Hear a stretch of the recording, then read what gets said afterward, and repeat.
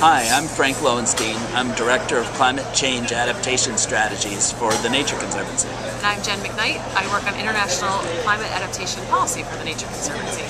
And we're here in Cancun at COP16, and climate adaptation has been a huge topic of negotiations here. So why do we have to talk about climate adaptation at the COP? We have not reduced our greenhouse gas emissions quickly enough. We urgently need to do so, but no matter what we do at this point, we're going to see climate impacts. We already are seeing climate impacts. So we have to figure out how to adapt to climate change.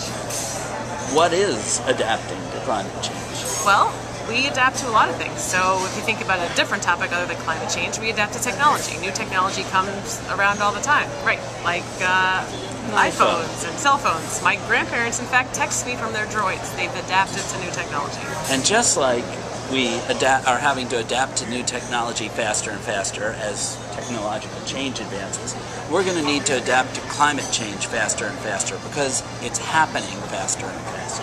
Right, right. So what are some examples of some ways that we can go about doing that, or some places? I mean, first to think about some of the impacts of climate change, we're going to see sea level rise, and so we're going to see sea level rise in coastal cities all around the world. We're going to see increased storm surge. We're seeing increased intensity of storms, and this is most of the people in the world live around the coast, so we're going to have to think about that.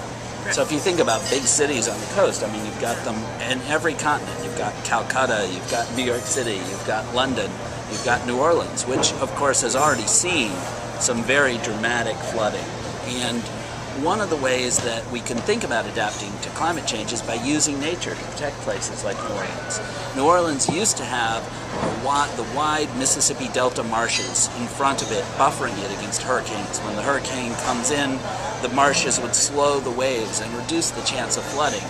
Those marshes have eroded away in the face of sea level rise, canals cut through them, and cutting off of the sediment that the Mississippi River brings down. If we can figure out a safe way to restore that sediment that the Mississippi River brings right past New Orleans for free every year and let it go free, that would be one way of adapting to climate change, by building back up those marshes. And then we could think about strategies like that for other places around the world, right? Yes, and spread that information.